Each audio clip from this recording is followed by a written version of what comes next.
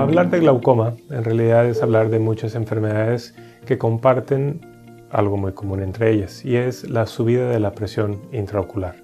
El glaucoma, todos los tipos de glaucoma tienen esto en común: se sube la presión intraocular del ojo y daña el punto más frágil del ojo, que es el nervio óptico.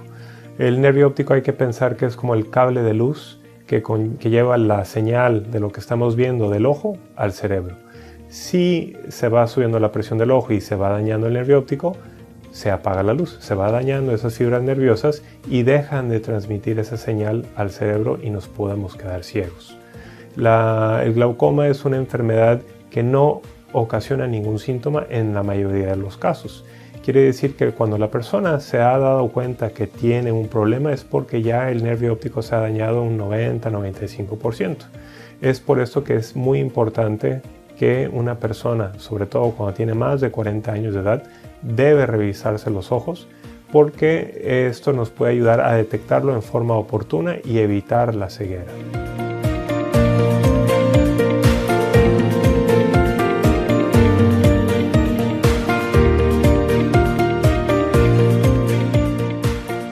Con mucha frecuencia los pacientes preguntan cuáles son los factores de riesgo para desarrollar glaucoma.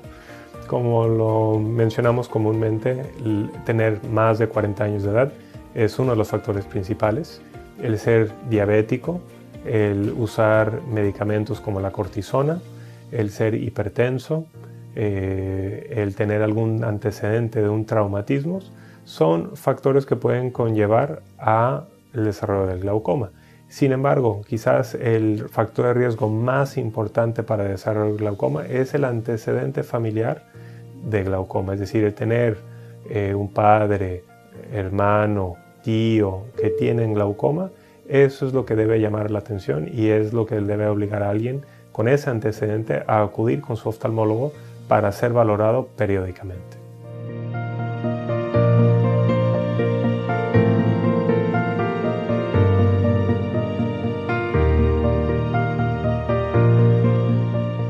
El diagnóstico de glaucoma lo hacemos en base a dos cosas: el cómo funciona el nervio óptico y hacemos una evaluación estructural del nervio óptico. Cuando hay glaucoma se sube la presión del ojo y daña no solo la función sino la forma que tiene el nervio óptico. Entonces muchas veces podemos detectar cambios muy sutiles en la anatomía del ojo, en el nervio óptico, al hacer una serie de estudios. Ese estudio, ¿por dónde empieza? Con un examen completo, oftalmológico, optométrico, donde vamos a evaluar desde la agudeza visual, con una lámpara individual revisamos las estructuras anteriores del ojo, revisamos la anatomía del drenaje del ojo y medimos el cómo está funcionando el nervio óptico por medio de unos estudios especiales que se llaman una campimetría. La campimetría, digamos que puede ser como el electrocardiograma para alguien que tiene un problema del corazón. El campo visual nos va a decir cómo está funcionando ese nervio óptico y si está funcionando al 100% y qué daño puede llegar a tener, y nos puede dar una medición muy exacta de qué tan dañado está ese nervio óptico. También hacemos evaluaciones estructurales, hacemos exámenes que se llaman una tomografía óptica coherente, donde vamos a analizar la fibra de capas nerviosas del nervio óptico, medimos la excavación del nervio óptico. La excavación de un nervio óptico normal debe tener ciertas características.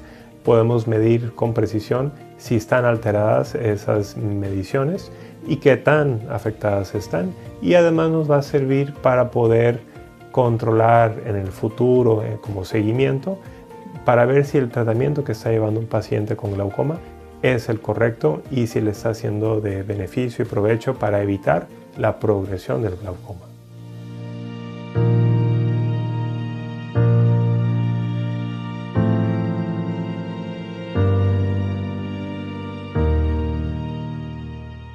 El tratamiento del glaucoma empieza por una buena evaluación, y esto es muy importante porque no se puede diagnosticar el glaucoma ni se puede tratar adecuadamente por vía telefónica. Es muy importante revisar cada detalle del glaucoma, de las características individuales de cada glaucoma, porque cada glaucoma va a ser muy diferente, y en base a eso vamos a enfocar el tratamiento de manera individual, específica, para esa persona, para ese tipo de glaucoma.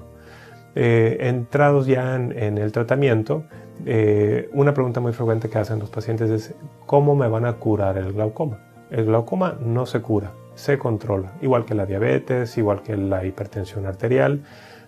Un buen control del glaucoma pues depende del tratamiento que se haya dejado. Inicialmente empezamos con gotas. Las gotas, de acuerdo al tipo de glaucoma, se dejarán y estaremos revisando periódicamente para ver que ese tratamiento con gotas sea el indicado.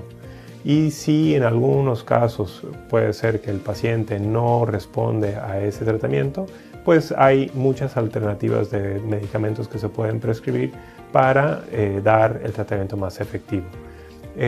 Con mucha frecuencia también los pacientes preguntan, ¿y la cirugía de glaucoma? ¿Por qué no me hacen mejor cirugía y no gotas? Y volvemos a lo mismo. El glaucoma no se quita, se controla. Si una persona está bien controlada con sus gotas, esa es la conducta apropiada.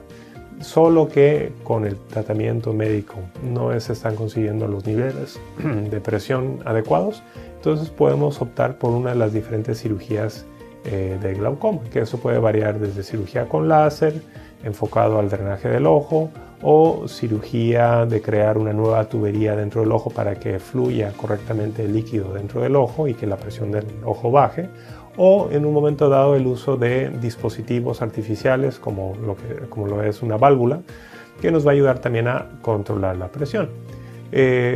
Una cirugía no sustituye a la otra, es decir, cada una tiene su clara indicación y a veces no son intercambiables, ¿verdad?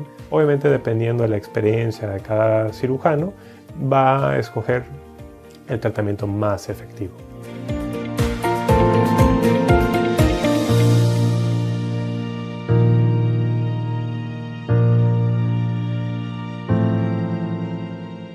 Una vez hecho el diagnóstico de glaucoma, es importante darle seguimiento. Esta es una enfermedad que no se va a quitar, que se tiene que estar controlando, y un buen seguimiento es fundamental para evitar la ceguera. El estar revisando a la persona en consulta, haciendo sus exámenes cada 6 meses de visión, checando la presión de los ojos y a su vez estar haciendo mediciones en cuanto a la funcionalidad del nervio óptico, y eso implica la realización de campos visuales de manera cotidiana. Así como una persona, volviendo al ejemplo de un cardiópata que tiene problemas en el corazón y que se tiene que estar haciendo electrocardiogramas para ver cómo está funcionando su corazón, el campo visual nos dirá cómo está funcionando ese nervio óptico y si los niveles de presión que estamos manejando son los adecuados para que la persona conserve su visión. Y periódicamente, una vez al año, haremos un examen que se llama una tomografía óptica coherente, que esto nos ayudará para ver que no haya cambios en la anatomía del nervio óptico. Es muy importante no dejar de hacerlos porque eso nos va a permitir diagnosticar con mucho más precisión cualquier alteración en el nervio óptico.